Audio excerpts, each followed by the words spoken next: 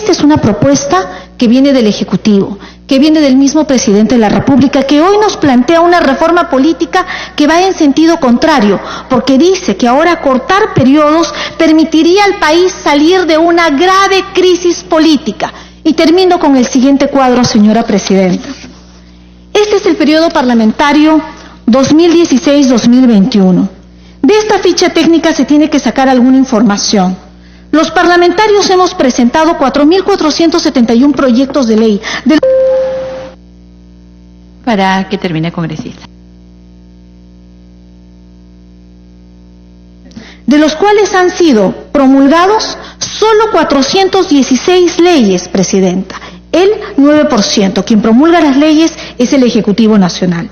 Por su parte, el Ejecutivo presentó al Parlamento 357 proyectos de ley, de los cuales 94 fueron aprobados y promulgados, es decir, más del 26%. El Parlamento aprobó 87 propuestas de resolución legislativa, propuestas que han venido del Poder Ejecutivo. Además, el Ejecutivo ha promulgado 212 decretos legislativos por delegación de facultades legislativas del Congreso, de los cuales solo se han observado 3 decretos legislativos. Asimismo, el Ejecutivo ha observado 132 autógrafas de ley que el Congreso envió para su promulgación. Solo en lo que va del periodo 2016-2021. Quiere decir, presidenta, que el Ejecutivo le ha observado al Congreso de la República más de la tercera parte de la producción normativa del Congreso de la República. Puede decirse entonces, a modo de conclusión, que existe un afán de obstrucción. Congresista. Del Congreso de la República a la Nación, no. Finalmente, la separación de poderes de la cual reclama el Congreso, siguiente Arlet, se concentra en este cuadro. Esta es la iniciativa legislativa que nos traslada el Ejecutivo. Véase, por favor, la fecha septiembre de 2019. ¿Qué dice en su proyecto de ley el Ejecutivo? Aprobación de la reforma del Congreso. Convoca consulta popular y referéndum. No está diciendo el presidente Vizcarra, debátase, evalúese, vótese. El proyecto conmina al Congreso de la República la aprobación. Está extraído este proyecto de esta parte de la exposición de motivos de lo que nos transfiere. Creo, señora presidenta, terminando mi intervención, que no se puede permitir que el equilibrio y separación de poderes conculquen este cuarto de siglo que ha avanzado el Perú en la consolidación de su democracia. Nosotros no nos...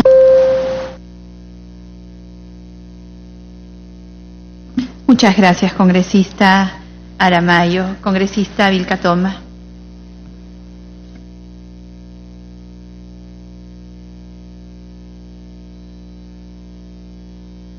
Muchas gracias, señora presidenta. Un saludo cordial y la bienvenida a los integrantes de la Comisión de Venecia y a todos mis colegas congresistas. Necesitamos hablar de hechos concretos. Si bien es cierto, el Ejecutivo tiene la facultad de presentar iniciativas legislativas, lo que ha venido acompañando estas iniciativas legislativas del Ejecutivo son la coacción y la afectación en el ejercicio de las libertades de los congresistas. Las 3 reformas que ha presentado el Ejecutivo en sí han traído disfrazadas emboscadas al Congreso. Porque cuando se presentó una propuesta de reforma al sistema judicial, se entiende, Poder Judicial, Ministerio Público, instituciones vinculadas como la Policía Nacional, se incluyó en esa primera reforma la no reelección de los congresistas. ¿Y qué más vino acompañado con esas reformas? Determinadas condiciones. Lo apruebas rápidamente y lo apruebas casi sin discutirlo. Y si no lo apruebas como yo te lo estoy planteando desde el Ejecutivo, ¿no?, entenderé que no estás cumpliendo con aquello que yo estoy planteando. En la segunda reforma, de la misma manera, el verdadero embate vino hacia el Congreso.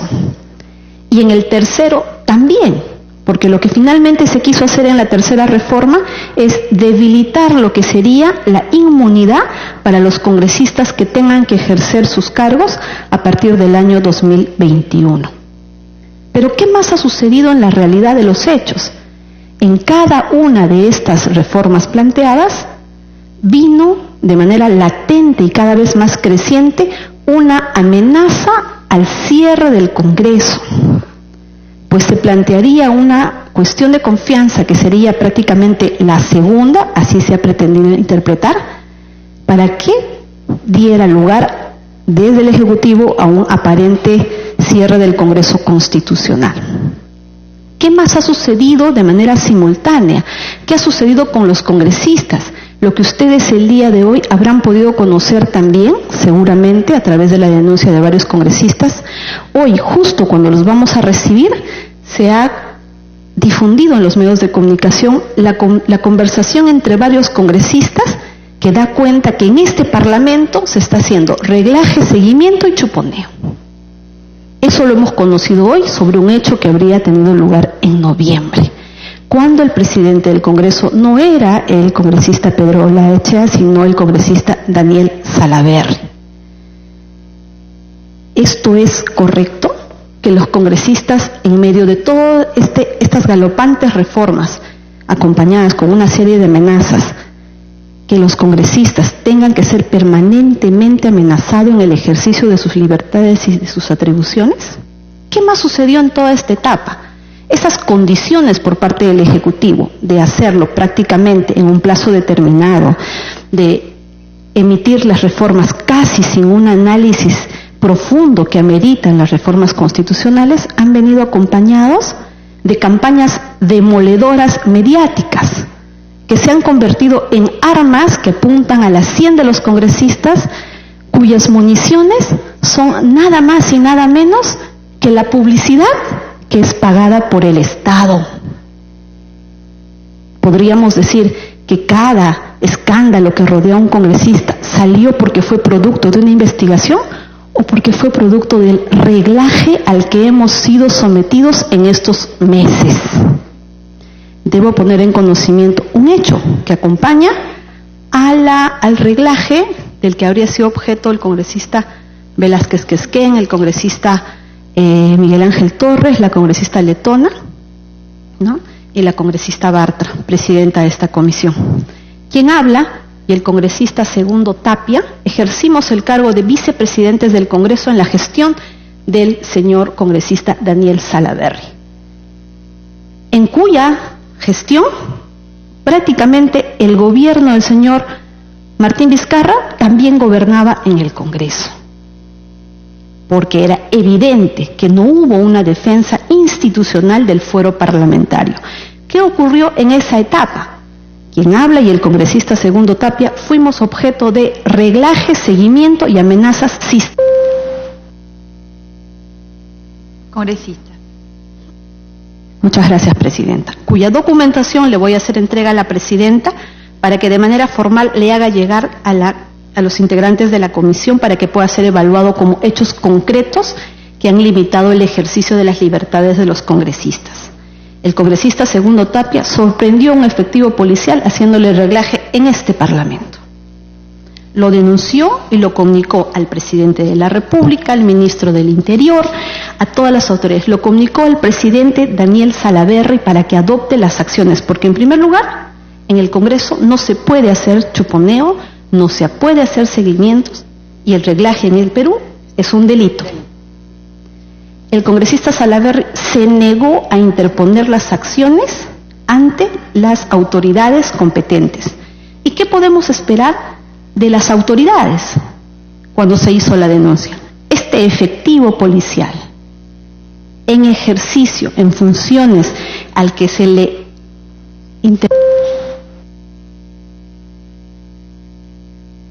Congresista, para que termine. Y quiero mostrar las fotografías. Este efectivo policial que fue intervenido tomándole las fotos en acciones de reglaje al congresista Segundo Tapia era un efectivo policial en ejercicio. Ellos eran los visitantes que venían a acompañar al congresista Segundo Tapia. Este efectivo policial fue intervenido y el congresista vicepresidente del Congreso de la República pudo lograr que se verifique en ese momento que estaba siendo reglado. Aquí están las fotografías. Y este es el efectivo policial en ejercicio, cuyo comando no estaba enterado de estas acciones de reglaje, pero que el jefe de seguridad interna del Congreso sí se había comunicado con él. ¿Qué podríamos decir? ¿Hay justicia en el Perú? ¿Este efectivo policial ha sido sancionado e investigado penalmente?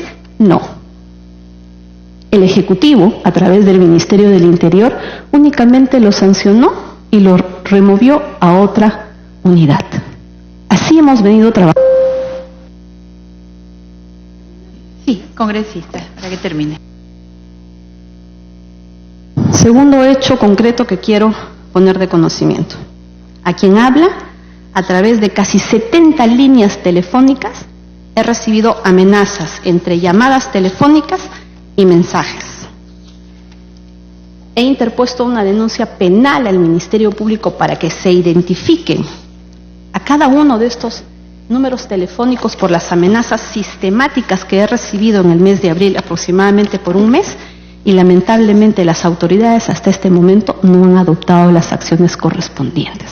70 líneas telefónicas aproximadamente, llamadas y mensajes de manera sistemática en la madrugada, en la noche. ¿Se podría decir que son 2 o 3 personas que decidieron amedrentarme? Yo he puesto la denuncia y ante la policía, ante la DIVINCRI, he responsabilizado al gobierno del presidente Martín Vizcarra porque este tipo de acoso con amenazas no lo hace cualquier persona.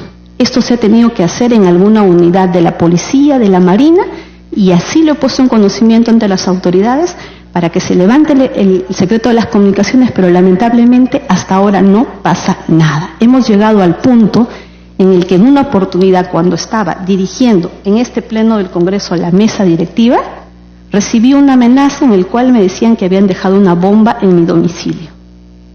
Ese caso incluso ya ha sido objeto de una sentencia en un extremo de la denuncia. Entonces, ¿qué significa, señores miembros de la Comisión de Venecia? Que los congresistas no hemos podido en este tiempo ejercer nuestras libertades y nuestras atribuciones.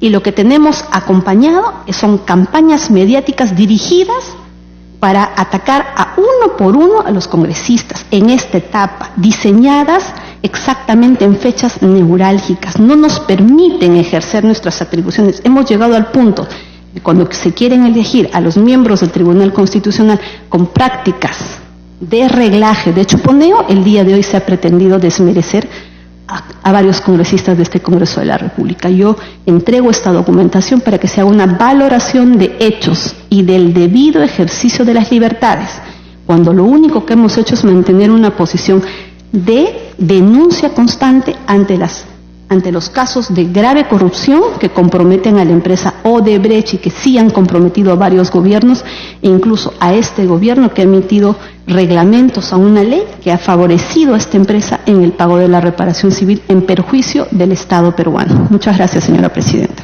Gracias, congresista Vilcatoma. Vamos a recibir su documentación para trasladarla también, como lo está solicitando. Congresista Velázquez.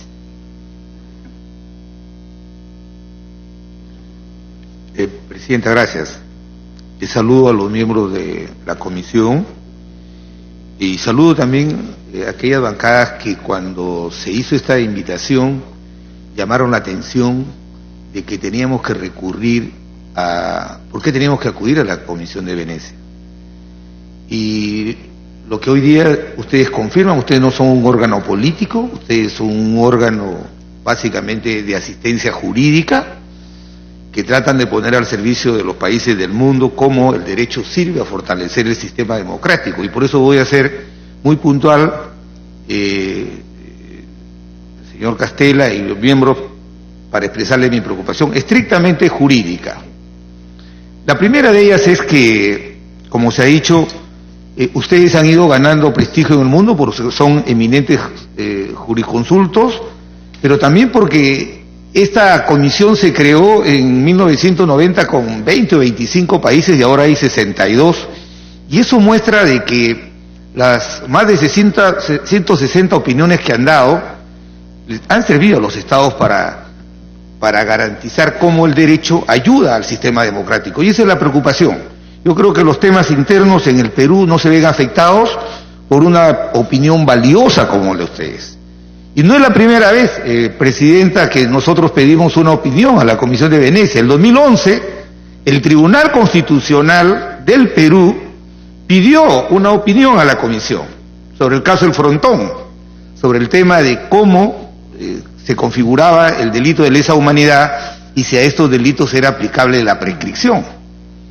Y no se hizo, y hacemos ahora. ¿Y por qué la pertinencia de la consulta ahora? Porque el Tribunal Constitucional peruano no puede absolver opiniones y consultas constitucionales. Ustedes podrán ver, aquí hay una discusión de carácter constitucional.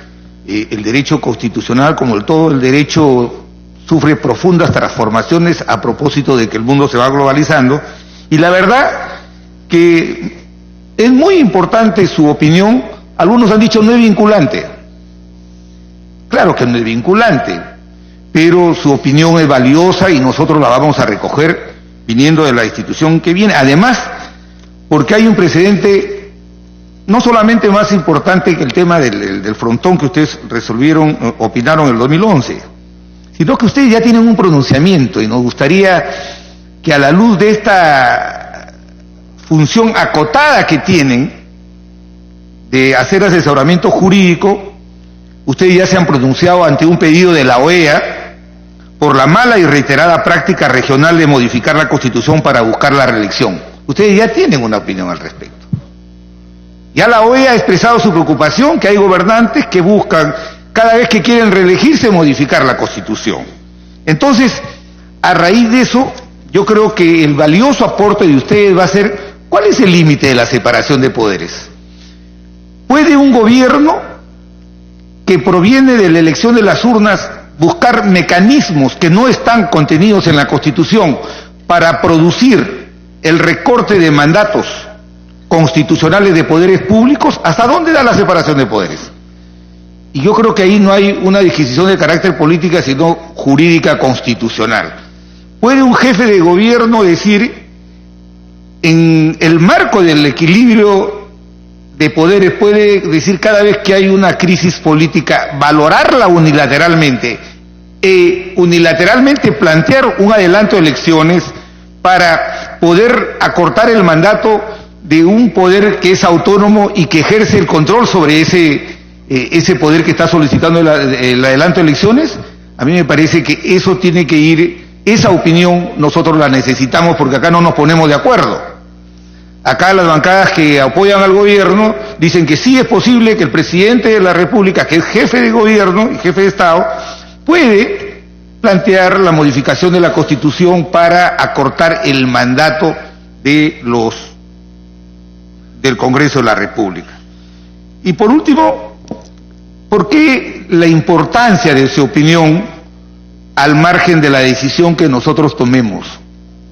Porque ahora la preocupación nuestra es, y justamente si ustedes están contribuyendo no solamente con los 62 países que están adheridos a la Convención, sino también otros países, y han resuelto temas de la Iglesia, por ejemplo, con Hungría, y temas muy importantes. He revisado también la opinión que ustedes han dado sobre el tema del Frontón, y es muy valiosa su opinión. Entonces, esto va a sentar un precedente, porque justo esa opinión que les pidió la OEA tiene que ver con esto.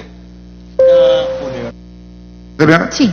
Abrir la posibilidad de que por mecanismos que no están contemplados en la Constitución, un poder quiera recortar competencias y atribuciones de otro poder.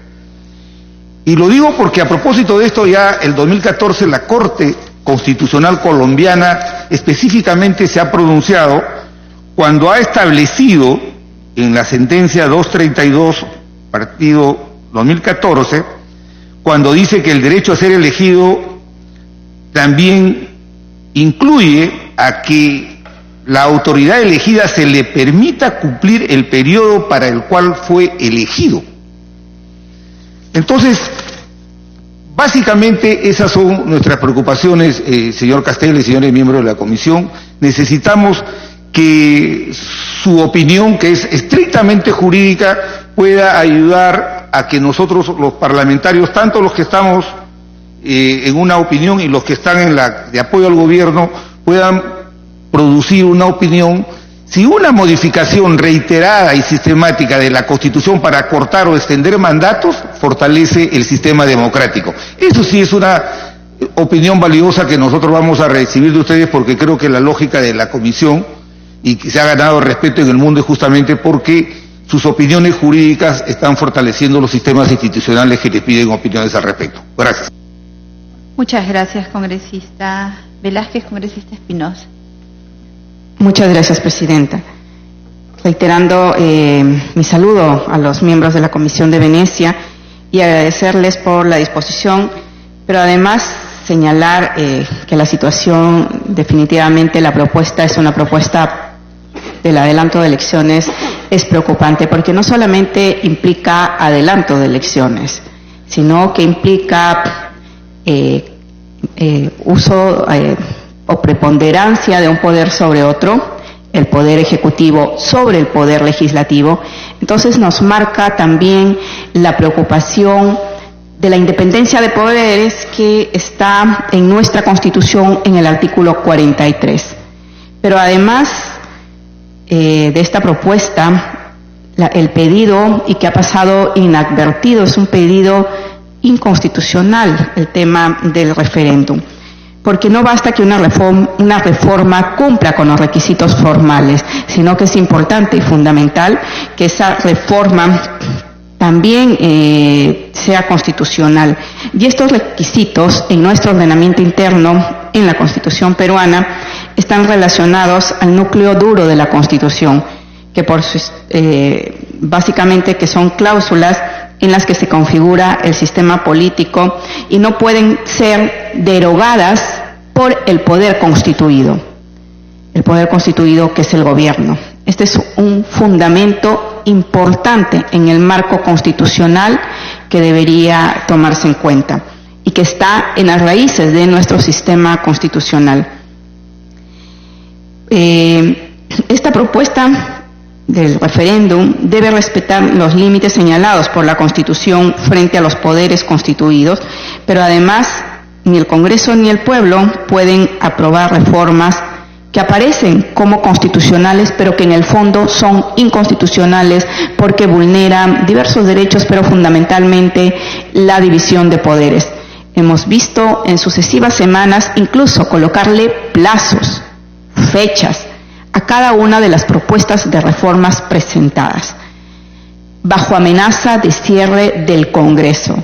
Y esta sí es una práctica no solamente antidemocrática, sino inconstitucional. Por eso creo que uno de los valores fundamentales va a ser fortalecer el sistema democrático, garantizar la división y la autonomía que tienen los poderes del Estado. Y esta autonomía implica también incluso la elección también de los miembros del Tribunal Constitucional, que con una serie de presiones que han denunciado los congresistas el día de hoy, que es inaudito que épocas que pensábamos que habían quedado superadas no solamente de seguimiento, sino fundamentalmente de cómo se arma un audio a partir de personas que ni siquiera se han reunido.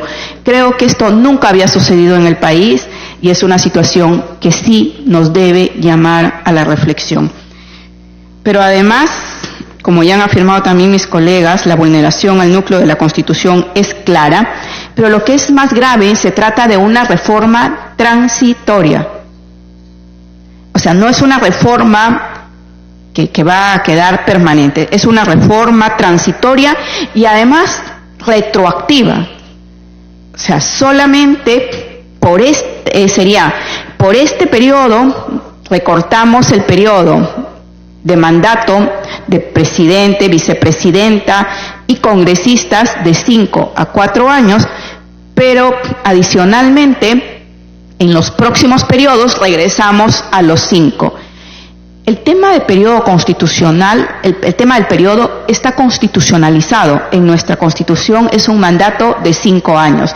Por eso también insisto que es sumamente importante criterios fundamentales, como ustedes ya han establecido en otras opiniones que han dado, si bien es cierto, es no vinculante, pero fortalecer el sistema democrático es importante, porque lo que no se puede hacer, y el gran peligro sería sentar precedentes de que por cualquier crisis institucional podemos modificar la Constitución. Ahora será para recortar el mandato, pero más adelante puede ser para adelantar el mandato o para permanecer para permanecer en el mandato. Entonces, esa es la gravedad. La gravedad no es ni siquiera ahora, la gravedad es a futuro, el precedente nefasto que se puede generar en temas constitucionales. Congresista. Gracias, Presidenta. La crisis entre poderes no se resuelve con un borrón y cuenta nueva, y mucho menos cuando no se ha trabajado en el tema de fortalecimiento de partidos políticos, que es uno de los problemas. Pero además, quizás para ustedes en Europa sea una salida el tema de democracias parlamentarias, pero en el caso nuestro, que es una democracia representativa, la situación habría que mirarla desde esa perspectiva.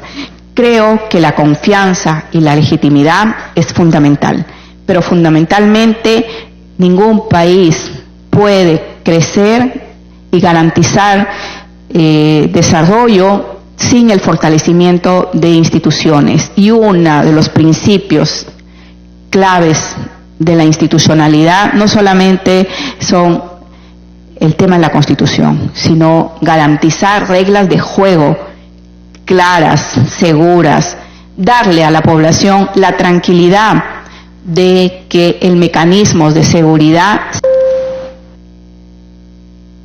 Congresista, para que termine. Señora Presidenta, se respetan.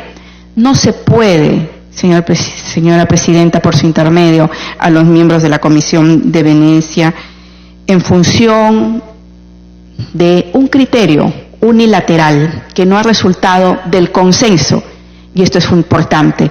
Creemos que la política es diálogo, es resultado de consenso y de ninguna manera la imposición, y mucho menos avasallando la Constitución, el ordenamiento jurídico, porque además implicaría no solamente una reforma constitucional, implicaría no menos de 10 leyes que tendrían que arreglarse para esta situación única en el país.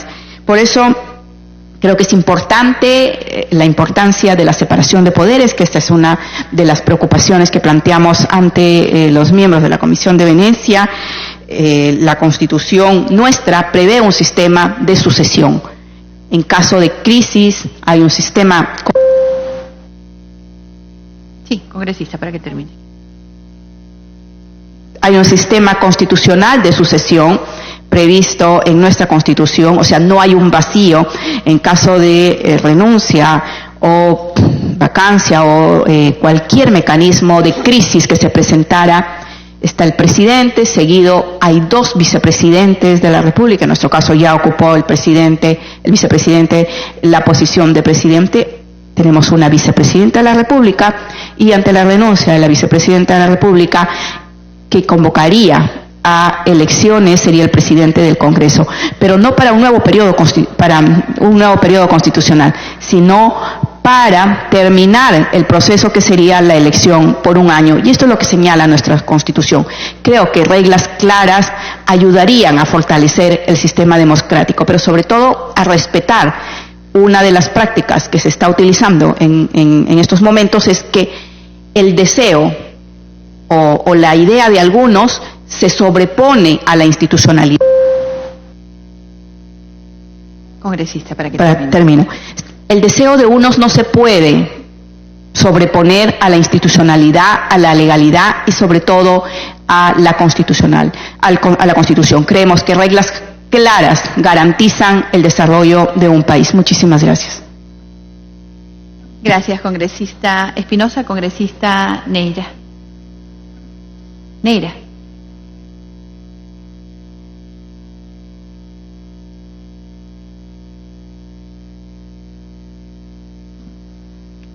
Voy a vaciar. Gracias, señor presidente. Por mi intermedio, saludo a los honorables miembros de la Comisión de Venecia.